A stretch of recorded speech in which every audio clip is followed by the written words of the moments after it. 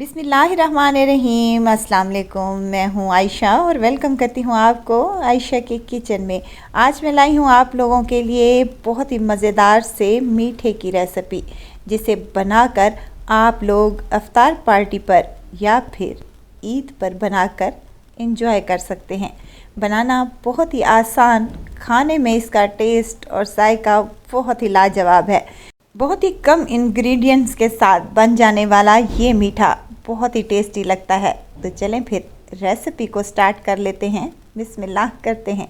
यहाँ पर मैंने बिस्किट्स ले लिए हैं। ये कैंडी वाले बिस्किट्स हैं। आप कोई और दूसरे बिस्किट्स भी ले सकते हैं, लेकिन ये कोशिश करें कि आप सादा बिस्किट्स ही लें, क्रीम वाले बिस्किट अवॉइड करें। अब यहाँ पर मैंने बिस्किट्स को चॉपर में डाल दिया है ताकि इनका फाइन सा हम पाउडर तैयार कर लें। 3 से 4 बार चलाएंगे तो ये इजीली हमारे बिस्किट्स पाउडर शेप में आ जाएंगे। देखें कुछ इस तरीके से। अब हमने क्या करना है कि इनको एक बाउल में शिफ्ट कर लेना है और इसमें मैं शामिल करूंगी पिघला हुआ मक्खन है मेरे पास। अगर आपके पास मक्खन अवेलेबल नहीं है तो आप देसी घी का भी इस्तेमाल कर सकते हैं, लेकिन आप इसमें ऑयल का बिल्कुल भी इस्तेमाल नहीं कर सकते, क्योंकि ऑयल से महक आना शुरू हो जाएगी जो कि हमारे डिज़र्ट को ख़राब कर देगी। अब मिक्स करने के बाद हमने इसको तकरीबन आधे घंटे के लिए फ्रिज में रख देना है। तब तक हम दूसरा काम कर लेते हैं। यहाँ एक पतीली में मैंने आधा किलो दूध ले लिया है और उसी दूध से हमने आधा कप दूध का बचा लेना है और 2 चम्मच कस्टर्ड में शामिल करने के बाद इसका एक घोल सा तैयार करने के बाद हमने इसको साइड में रख देना है। दूध को अच्छा सा बॉयल आ चुका है। अब यहाँ पर मैं इसमें शामिल करूँगी चीनी है मेरे पास तकरीबन 5 से 6 चम्मच के बराबर। आप अपनी मर्ज़ी के मुताबिक जितना आप मीठा खाना पसंद करते हैं उस हिसाब से आप चीनी कम या ज़्यादा कर सकते हैं। आधा कप चीनी इसमें इनफ है।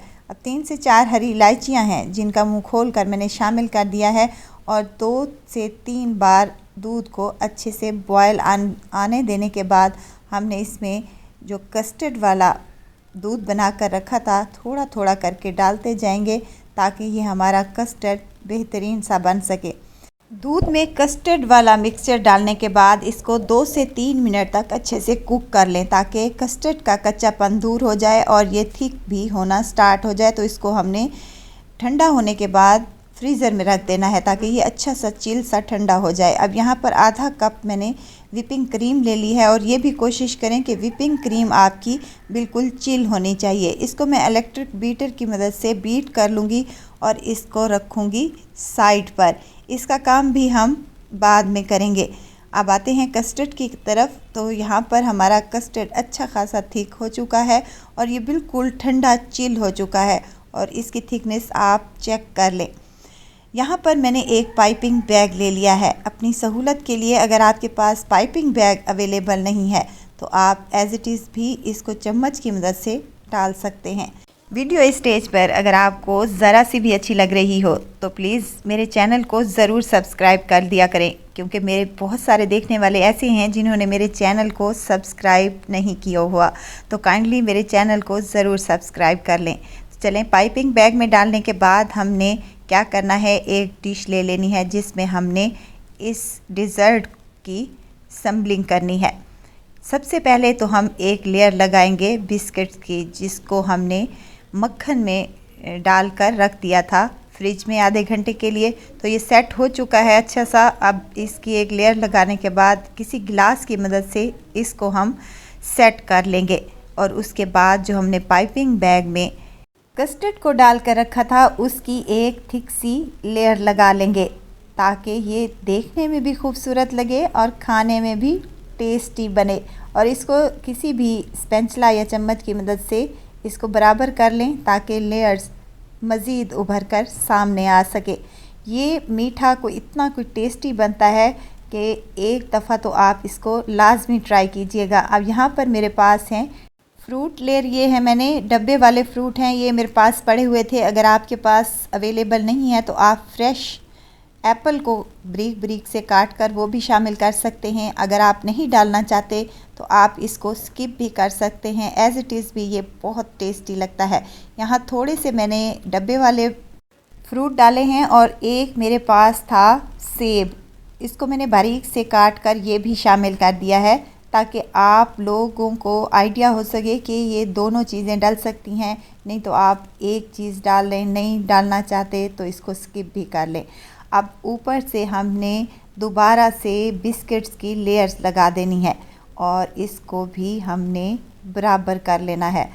अब जो हमने व्हिपिंग क्रीम व्हिप करके रखी थी उसको भी मैंने पाइपिंग बैग में डाल लिया है। ये मैं अपनी सहूलत के लिए कर रही हूँ। अगर आपके पास पाइपिंग बैग अवेलेबल नहीं है तो आप चम्मच या स्पैचुला की मदद से ये काम इजीली कर सकते हैं। अब किसी चम्मच की मदद से इसको इक्वल सा कर लें और ऊपर से थोड़े से हमने बिस्किट के चंक्स डाल देने हैं ताकि ये देखने में भी खूबसूरत लगें और खाने में भी टेस्टी हों। बहुत मज़ेदार, बहुत ही टेस्टी और बहुत ही यमी सा और यूनिक सा ये डिज़र्ट की रेसिपी आपसे शेयर की है। आई होप कि मेरी आज की ये रेसिपी आप लोगों को ज़रूर पसंद आई होगी।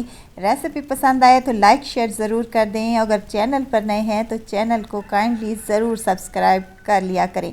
अब इसको मैंने 2 से 3 घंटे के लिए फ्रिज में लाजमी रखना है। अगर आपके पास टाइम नहीं है तो आप इसको आधे घंटे के लिए फ्रीज़र में लाजमी रखें और उसके बाद इसको सर्व करें तो ये लेयर्स इसकी इतनी अच्छी निकल कर आएंगी कि आप लोग देखते ही रह जाएंगे। बहुत मज़ेदार, बहुत टेस्टी, देखने में भी खूबसूरत और खाने में भी तो इसका टेस्ट और जायका बहुत ही लाजवाब है। यहाँ पर 1 घंटा हो गया था मुझे रखे हुए, तो मैं आपको यहाँ पर इनकी लेयर्स चेक करवा दूँ एक बार कि ये कितनी मज़े की लेयर्स बनती हैं और कितना ये टेस्टी बनकर निकलता है। तो ज़रूर ट्राई कीजिएगा और दुआओं में मुझे ज़रूर याद रखिएगा। खुश रहें, खुशियाँ बांटें। इजाज़त चाहती हूँ, फिर आऊँगी इंशाल्लाह एक नई और मज़ेदार सी चटपटी रेसिपी के साथ। आयशा को दीजिए इजाज़त। अपना बहुत सारा ख्याल रखिएगा, दुआओं में मुझे याद रखिएगा। अल्लाह हाफिज़।